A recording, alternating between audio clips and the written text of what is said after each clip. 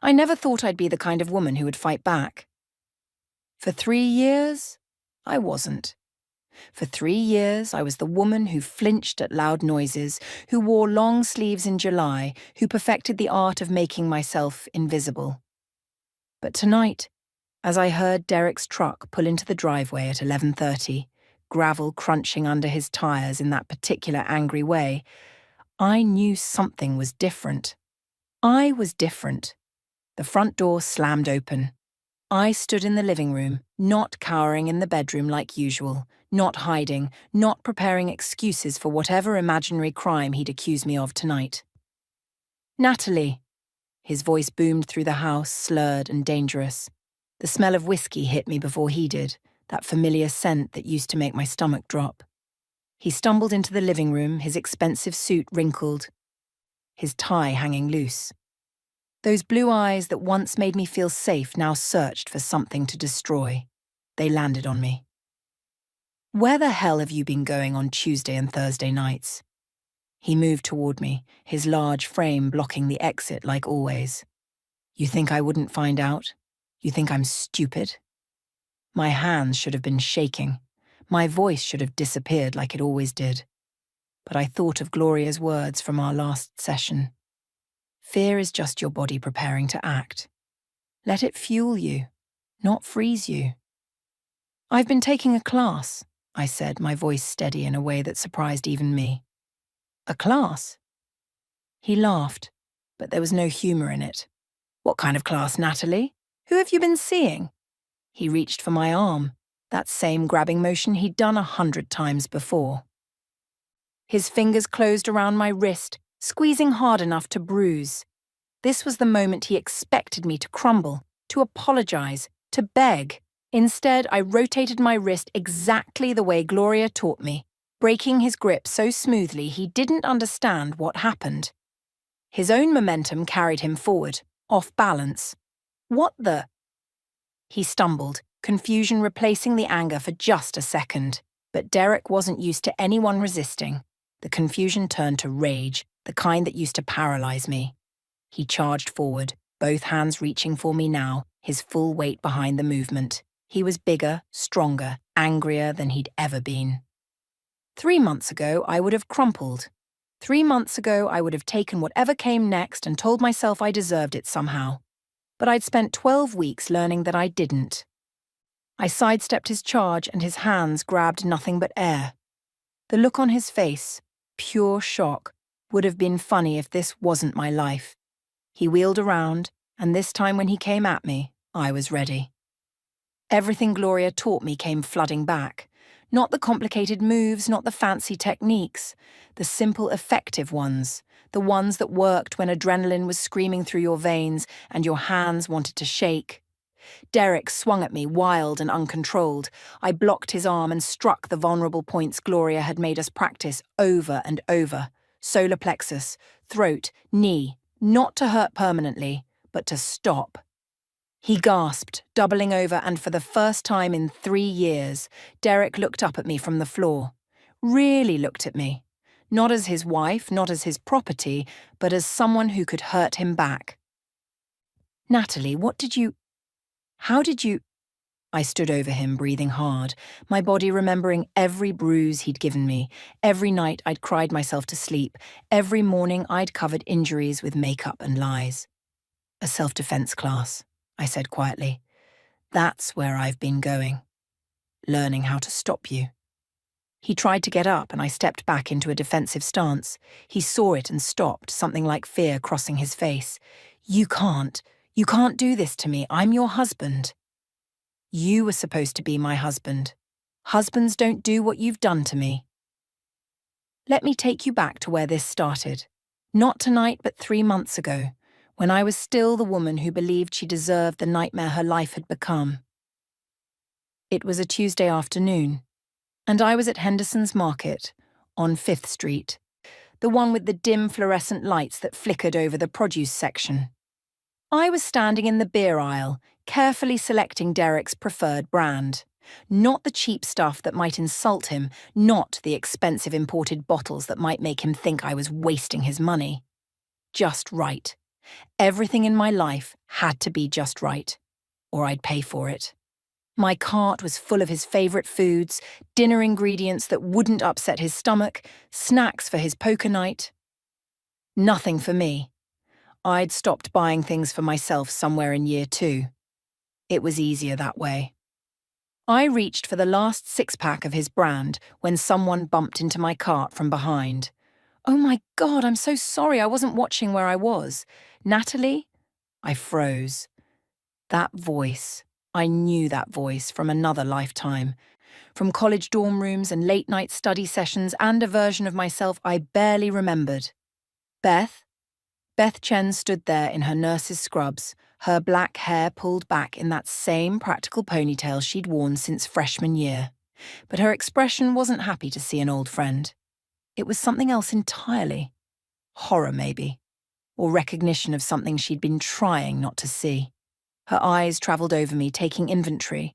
The long sleeves on an 80-degree day, the way I angled my body away from her, protecting my ribs. The makeup that was just a little too heavy on one side of my face, covering a fading yellow-green that used to be purple. "Natalie, are you—" she started. But then her professional mask slipped into place. We were in public, in the beer aisle of Henderson's Market, where anyone could see, could hear, could report back to Derek. "I'm fine," I said automatically, the lie I'd perfected. "Just clumsy. You know me." But Beth worked at County General Hospital. Beth had seen me in the emergency room 3 times this year. "Clumsy," Beth repeated, and something in her voice made me look up. She wasn't buying it. Not anymore. "Natalie, I need to tell you something." But before she could continue, I felt him. That presence that made my spine stiffen, that shifted the air in the room. Derek's hand landed on my shoulder, possessive and heavy. "There you are, honey.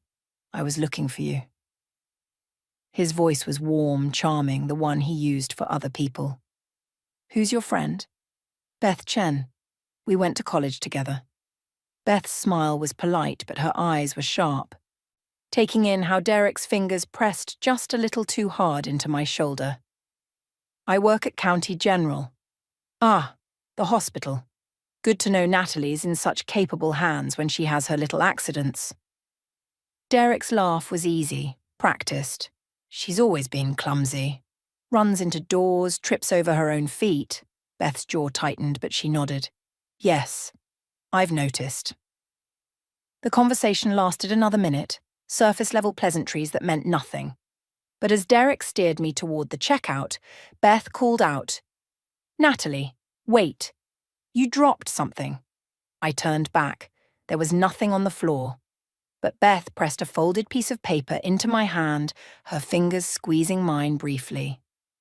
"Take care of yourself," she said, and the way she said it made my throat tight.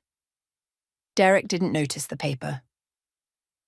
He was too busy loading groceries onto the conveyor belt, chatting with the cashier about the upcoming football season. I slipped the paper into my pocket and didn't breathe normally until we were home. That night, Derek had 3 beers with dinner. 4 was when things got bad, so 3 meant I was safe. He fell asleep on the couch watching television, snoring loudly, one hand dangling toward the floor. I locked myself in the bathroom and unfolded Beth's note. The paper was a flyer, printed on bright yellow cardstock. "Defend her self-defense studio," in bold letters across the top. Below that, class times. Tuesdays and Thursdays, 7 to 9 p.m. Free for domestic violence survivors. Confidential. No questions asked. At the bottom, in Beth's handwriting, "You don't have to live like this. I can't watch you disappear. Please. B." I stared at that flyer for 20 minutes, sitting on the closed toilet lid, my hands trembling, Tuesday and Thursday evenings.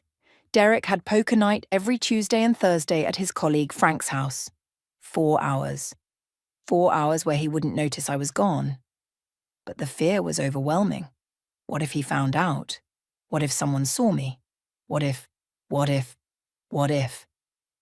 I folded the flyer and hid it inside my box of tampons, the one place Derek would never look.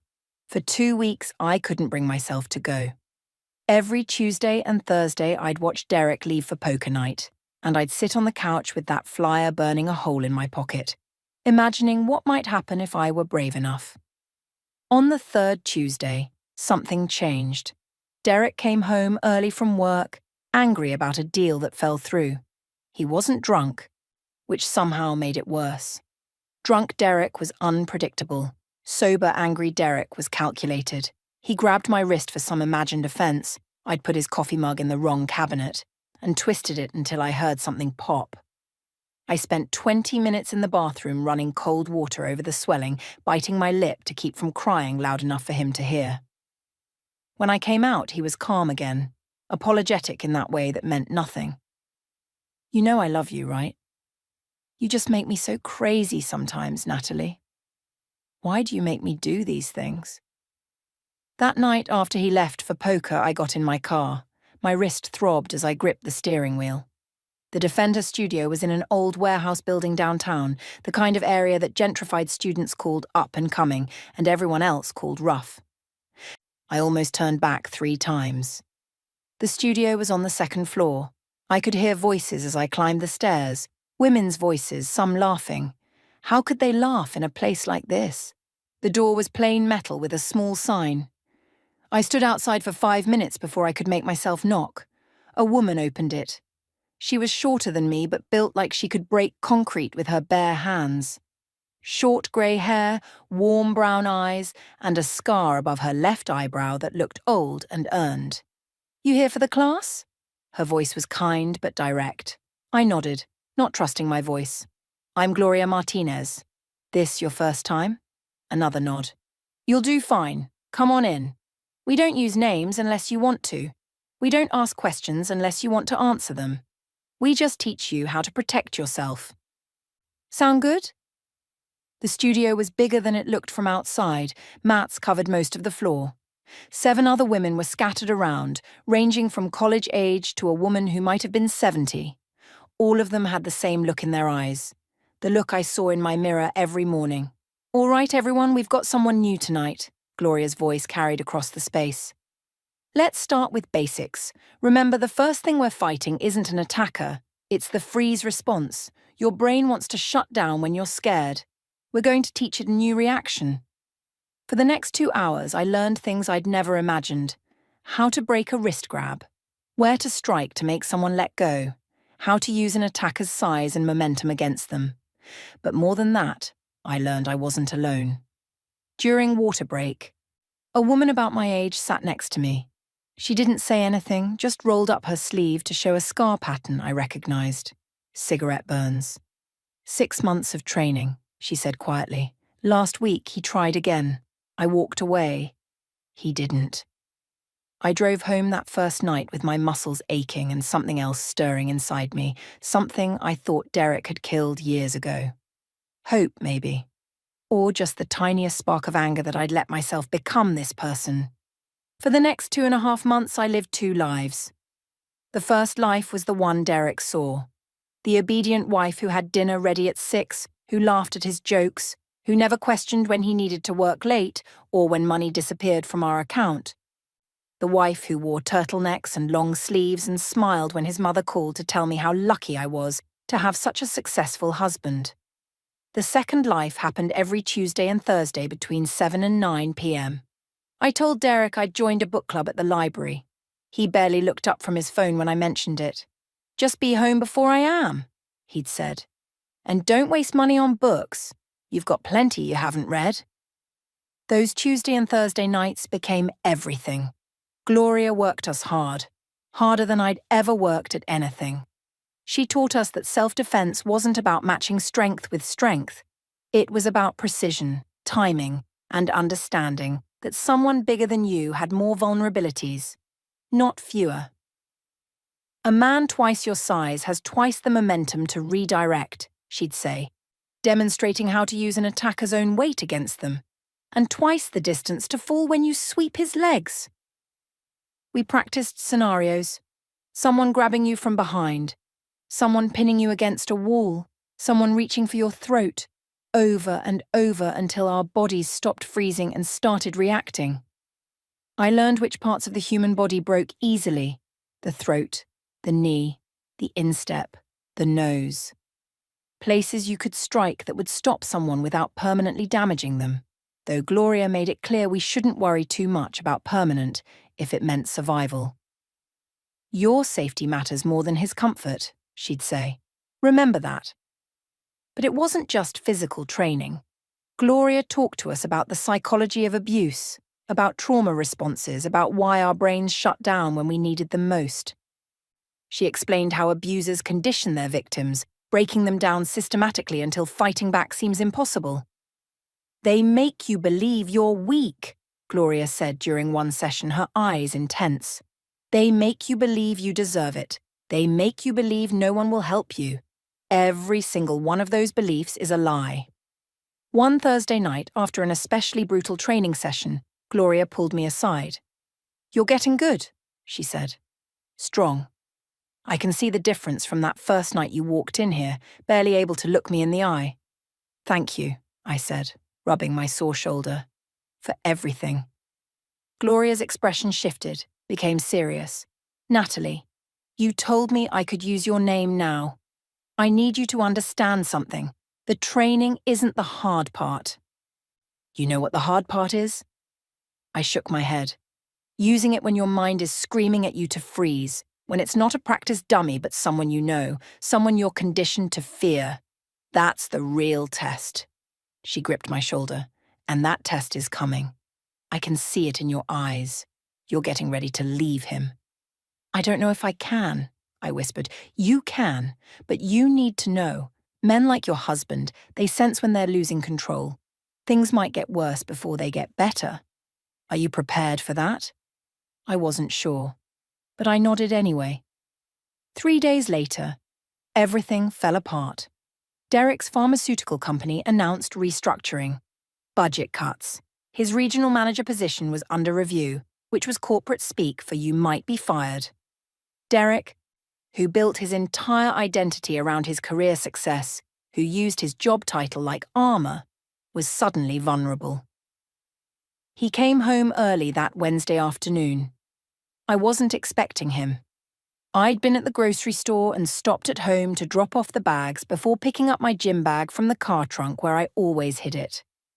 Except I'd been distracted, thinking about the new technique Gloria taught us last night. And I'd brought the gym bag inside, left it in the front hall closet while I put away groceries. I heard his car in the driveway and my blood went cold. "Natalie? Why are you home?" He walked in, loosening his tie, his face already red. "Bad day then. Very bad day." "Just putting groceries away? How was work?" "Work was hell." He threw his briefcase on the couch. "I need a drink." I moved toward the kitchen, but he stopped me. "What's this?" He was standing by the closet, the door open, my gym bag in his hand. Time slowed down. I watched him unzip it. Watched him pull out the hand wraps, the training gloves, Gloria's business card that I'd kept because it had the emergency hotline number on the back. "Defend her self-defense studio." He read the card slowly, his voice getting quieter, which was always more dangerous than yelling. "What is this, Natalie? I can explain. You've been lying to me. There's no book club." He stepped toward me. "Where have you been going? Who have you been seeing? It's not like that. It's just a class." "A class?" He laughed, but there was no humor in it. "A self-defense class. Why would my wife need self-defense?" His voice rose. "Unless she's planning something. Unless she's been talking to people. Telling lies about me." "Derek, please, who have you been seeing?" He grabbed my arm, his grip bruising. "Answer me." "I haven't been seeing anyone. It's just exercise. Just women learning." "Learning what? How to fight back against their husbands? How to ruin their families?" He yanked me closer. "You think you're smart? You think you can sneak around behind my back?" That night was the worst I'd ever seen him. Not just violent, but methodical. He smashed my phone against the wall, went through my purse, my wallet, taking my credit cards, found my car keys and pocketed them. "You're not leaving this house alone again," Derek said, his voice cold and controlled in that way that terrified me more than shouting. "Ever! Do you understand me?" I nodded, tasting blood from where I'd bitten my lip. "I'm cancelling poker night." I'm going to be right here every single night, making sure you're exactly where you're supposed to be. He grabbed my chin, forcing me to look at him. You brought this on yourself, Natalie. I trusted you, and you betrayed that trust. The next 2 weeks were a nightmare I'd never imagined possible. Derek quit poker night, quit his evening work meetings. He was always there, always watching. I couldn't go to the grocery store alone, couldn't check the mail, couldn't even sit in the backyard without him appearing at the window. He moved his laptop to the kitchen table so he could watch me cook, insisted I keep the bathroom door cracked when I showered, started sleeping with one arm draped over me at night like a chain. My sister Amy called the landline one evening. Derek answered. She's busy right now, Amy. Yeah, everything's fine. Just a lot going on. I'll tell her you called. He hung up before I could reach for the phone. Your sister worries too much. You don't need to be bothering her with our private business. Beth drove by the house twice. I saw her car from the living room window slowing down, her face worried. But Derek's car was always in the driveway, a constant presence. She couldn't stop, couldn't help. I felt my newfound strength slipping away like water through my fingers. All those training sessions felt pointless now. I was more trapped than ever, more controlled, more helpless. The woman who'd learned to fight back was disappearing, replaced by the scared, broken version Derek wanted me to be. I stopped eating properly. Food tasted like ash. I'd stare at my reflection in the bathroom mirror and barely recognize myself. The spark that Gloria's classes had ignited was flickering out. This is for your own good, Derek would say, stroking my hair like I was a child. You'll thank me later. I'm protecting you from yourself. On the 12th day of my imprisonment, Derek's phone rang at 8 in the morning. I was making his breakfast. Eggs, exactly 3 minutes. Toast cut diagonally because anything else was wrong. And I heard his voice change. Yes, sir, I understand. Chicago? Today? A pause. No, I can't. Another pause, longer this time. Yes, sir, I'll be on the 2 o'clock flight. He came into the kitchen, his face tight. That was Harrison, emergency regional meeting in Chicago. All managers required, no exceptions. Overnight trip. Something flickered in my chest. Hope? Terror? I couldn't tell any more. I'll be fine, I said quickly. You should go. Derek stared at me for a long moment. Then he went upstairs. I heard drawers opening, closing. When he came back down with his overnight bag, he had my car keys in his hand. These stay with me? He pocketed them. Then he went to my purse, took my credit cards, found my laptop in the bedroom and locked it in his car trunk. Mrs. Henderson next door will be checking on you. I've already called her. If you're not here when she comes by, if anything seems off, she's going to let me know immediately. Derek, I'm not going anywhere. That's right. You're not. He leaned close, his breath hot on my face. And when I get back tomorrow night, we're going to have a serious talk about your future. About whether you can be trusted. About whether this marriage can even continue if you're going to keep lying to me. The threat hung in the air between us. Then he kissed my forehead, gentle and horrible, and walked out the door. I stood in the empty house listening to his car pull away, and something inside me broke open. Not in a bad way. In the way a dam breaks when the pressure becomes too much. I couldn't live like this anymore. Either I acted now or I never would. There would be no second chance. I searched the house frantically, found an old flip phone I'd hidden years ago, back when Derek first started getting controlling, before it got really bad, before I learned to hide everything that mattered. The battery was almost dead, but it had enough charge for one call. My hands shook as I dialed Gloria's number, the one I'd memorized because Derek checked my phone constantly. Hello? Gloria's voice, worried, cautious. It's Natalie. My voice cracked. I need help. Thank God. Beth called me 3 weeks ago. We've been trying to figure out how to reach you. Are you safe right now? He's gone, Chicago, overnight. But Mrs. Henderson is watching the house and he took my car keys and we'll handle it. Beth and I?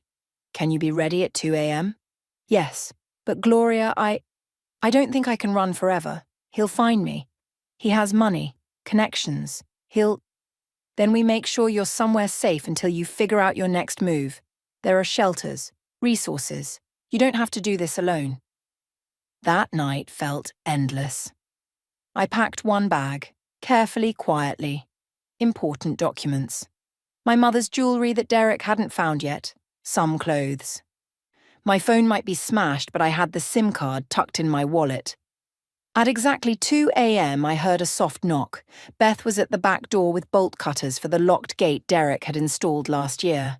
We moved quickly, silently. Mrs. Henderson's house was dark. Her son's bedroom window glowed blue from his computer, but he was wearing headphones, focused on his game. We almost made it. I was sliding into Beth's passenger seat when my old flip phone rang. Derek's number. My blood froze. "Don't answer it," Beth whispered. But the phone kept ringing. Then it stopped, then started again. A text came through. "Mrs. Henderson's son saw you. I'm coming home. You better be there when I arrive." Beth's hands tightened on the steering wheel. "We need to go. Right now." But I was already opening the car door. "No, drive away, Beth. Now." "Natalie, are you insane? He's coming back." "I know." Something had shifted inside me during those 2 weeks of captivity. Something hard and clear and absolutely certain. I can't run forever.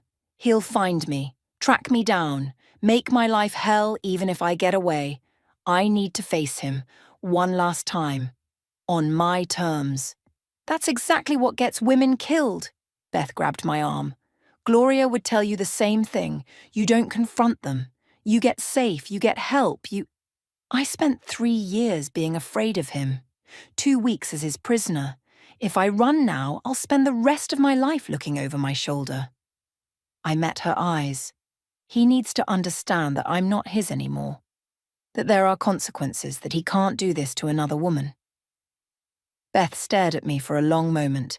Then she pulled something from her glove compartment. Her phone. "I'm parking down the street.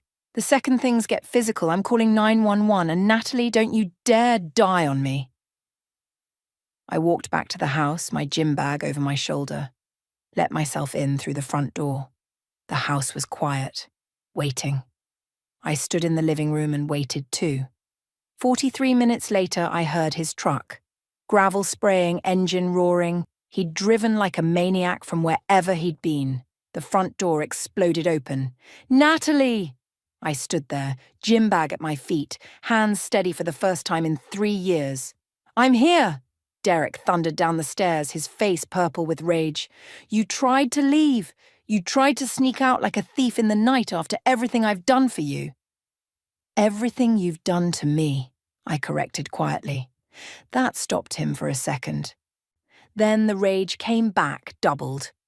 "You ungrateful, I gave you everything, a home, money, security, and this is how you repay me. You gave me bruises, broken bones, 3 years of terror.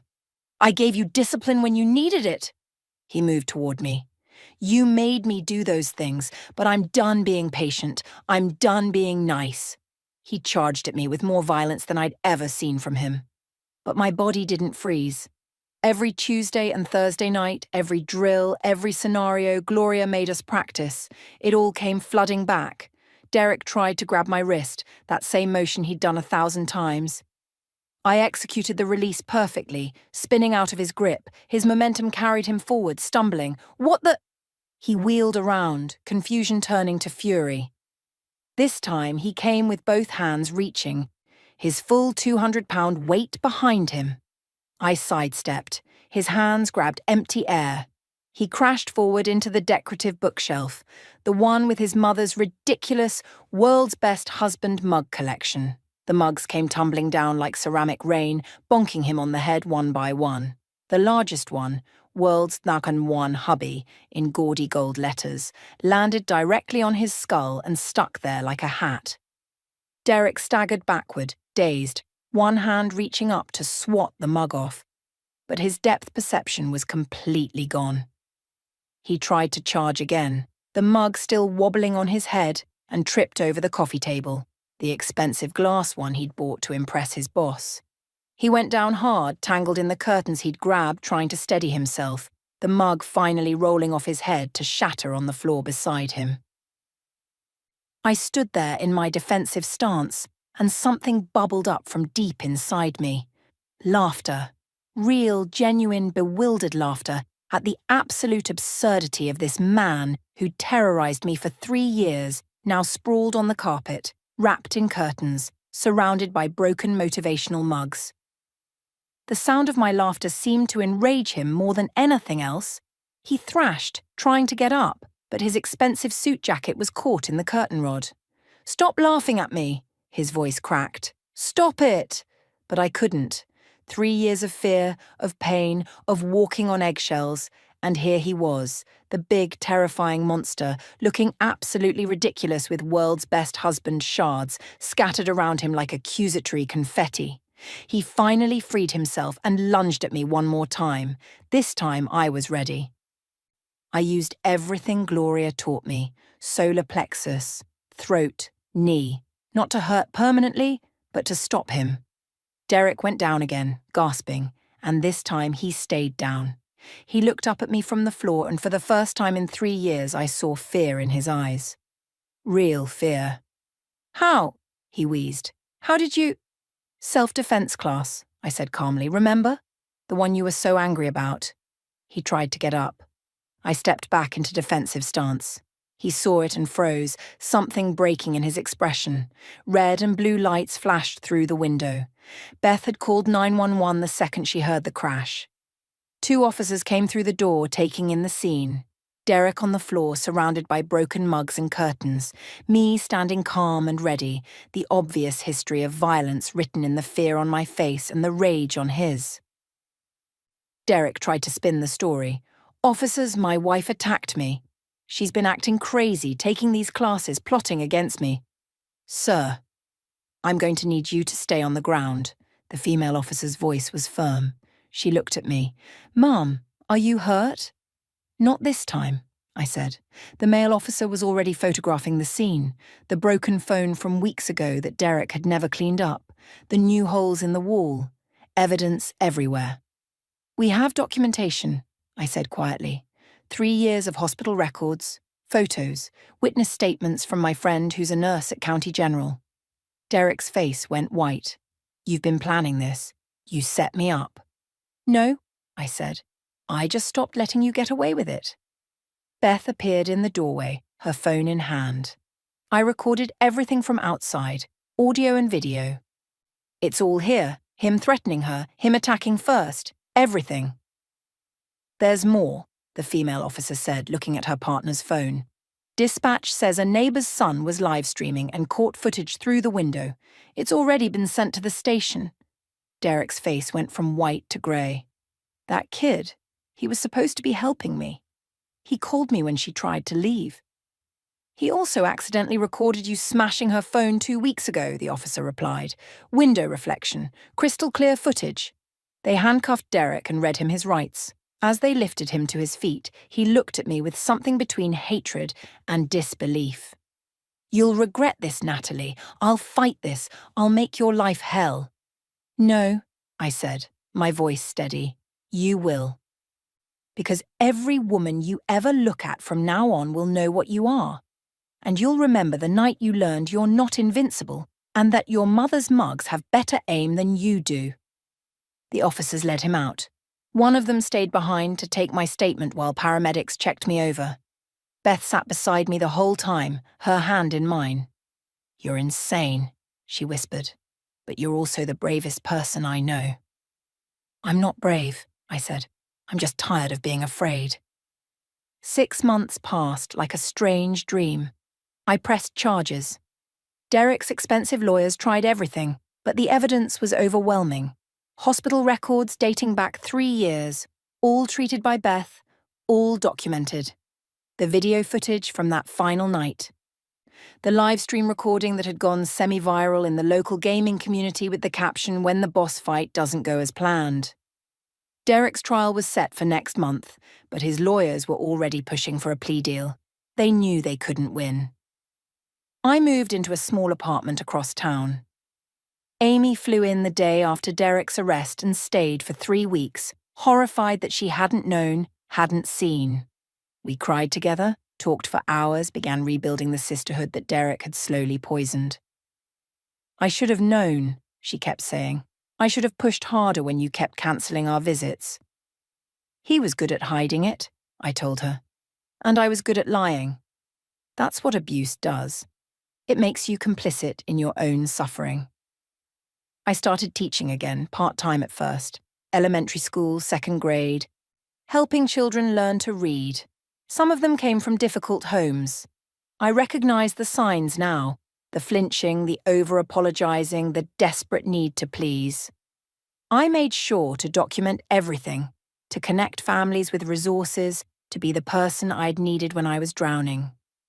Every Tuesday and Thursday evening, I went back to Gloria's studio. Not as a student anymore, but as a volunteer instructor. I helped train other women, shared my story, showed them that fighting back was possible. Gloria hugged me the first night I came back. "I knew you had it in you," she said. "From that very first night, when you could barely look me in the eye. I knew." The viral video became an unexpected teaching tool. Gloria showed it to new students as proof that abusers look far less intimidating once you stand up to them. "See that?" she'd say, pausing on the frame where Derek had the mug stuck on his head. "That's a man who thought he was powerful, thought he was in control. Violence isn't power. It's weakness. And weakness falls apart when someone finally says no." Beth and I had coffee every Sunday morning. She'd been carrying guilt for years, watching me deteriorate, treating my accidents in the ER and knowing she couldn't force me to leave. "I almost gave up on you," she admitted one morning. "After the third ER visit, I thought maybe you'd never leave him." "I almost didn't," I said honestly. "If you hadn't given me that flyer, if Gloria hadn't taught me I was worth fighting for, I'd probably still be there. Or dead." The letter arrived on a Tuesday morning, 6 months and 3 days after Derek's arrest. It was from his lawyer's office, thick and official. Inside was a handwritten note from Derek asking me to drop the charges, claiming he was getting help, attending anger management, seeing a therapist, promising he'd changed.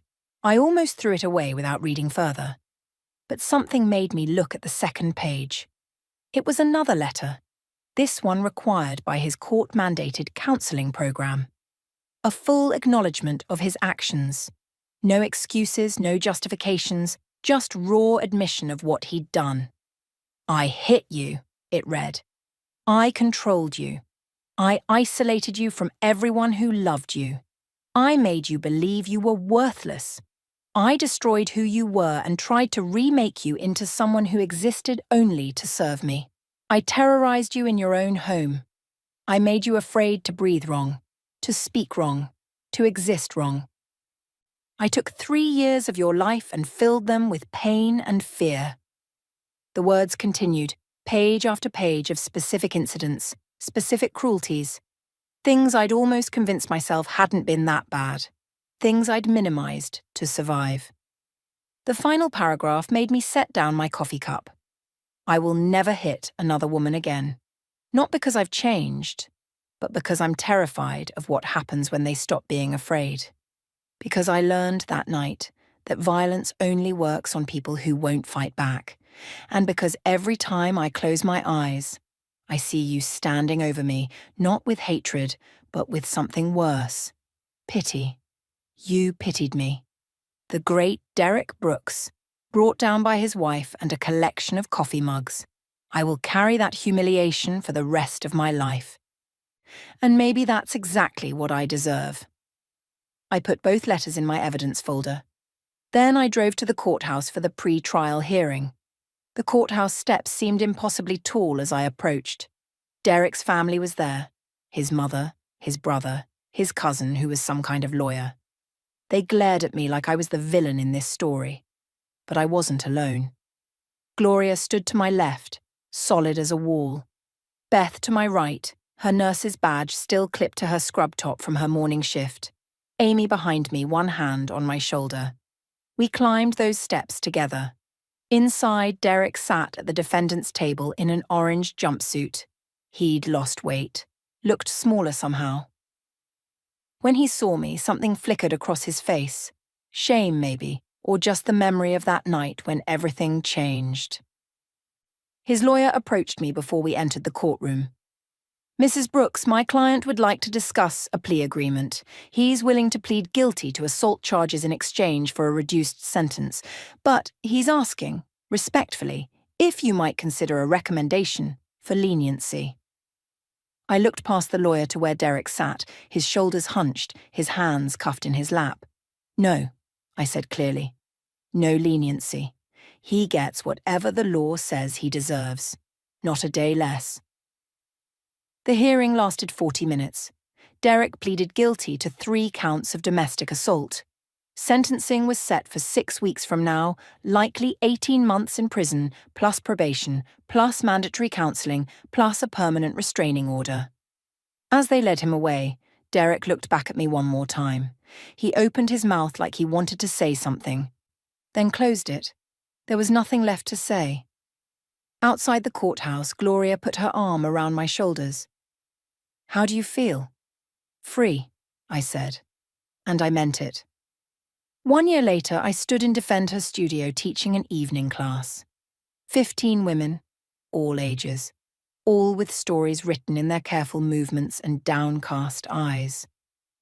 "My name is Natalie," I said, "and I'm going to teach you something important tonight.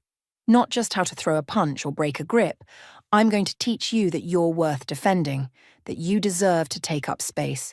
That fear is not a life sentence." I still kept one of those world's best husband mugs, not in some prominent place, but in the back of my kitchen cabinet. A reminder that sometimes the universe has a sense of humour, that bullies look ridiculous when they fall, that the things we're most afraid of are often less powerful than they seem. Derek was released after 14 months with time served. I heard through Beth that he moved 2 states away, worked construction, attended his mandated therapy sessions. His mother still sent me hate mail occasionally, which I forwarded directly to my lawyer. I never saw him again, and that was exactly how I wanted it. Amy visited every few months. We'd grown closer through crisis the way sisters sometimes do. She started a blog series about domestic violence that went viral, raising awareness and funds for shelters. She never used my name, but I recognized our story in every word. Beth and I remained close. She'd started working with the hospital's domestic violence advocacy program, training staff to recognize signs of abuse and connect victims with resources. "You changed my life too," she told me once. "Watching you find your strength, it reminded me why I became a nurse, to help people, to see them through their worst moments and out the other side." On the 2-year anniversary of that final confrontation, Gloria threw a small celebration at the studio. Just the core group of women who'd been training together since the beginning. "To Natalie," Gloria raised her water bottle in a toast, "who proved that courage isn't the absence of fear, it's deciding that something matters more than fear." "To all of us," I corrected. "Every woman who ever said enough, every woman who fought back, every woman who survived." We clinked our bottles together, these warriors in yoga pants and tank tops, these survivors who'd reclaimed their lives one defensive stance at a time. I drove home that night through familiar streets, past the house where I'd been imprisoned, past Henderson's Market where Beth had handed me that flyer, past the old life I'd escaped. My apartment was small, but mine. My choices were my own. My future was unwritten and terrifying and beautiful. I was free. And Derek Brooks, the man who'd stolen 3 years of my life, who'd tried to break me, who'd learned too late that violence only works on people who won't fight back, he would spend the rest of his life remembering the night his wife stopped being afraid. Sometimes justice looks like a courtroom. Sometimes it looks like a woman standing her ground. And sometimes, just sometimes, it looks like a man on the floor, covered in broken coffee mugs, finally understanding that he was never as powerful as he thought. I smiled as I unlocked my apartment door. Tomorrow I'd teach another class, help another woman find her strength, continue building the life I deserved. But tonight I was just Natalie Brooks, survivor, teacher, fighter, and that was more than enough.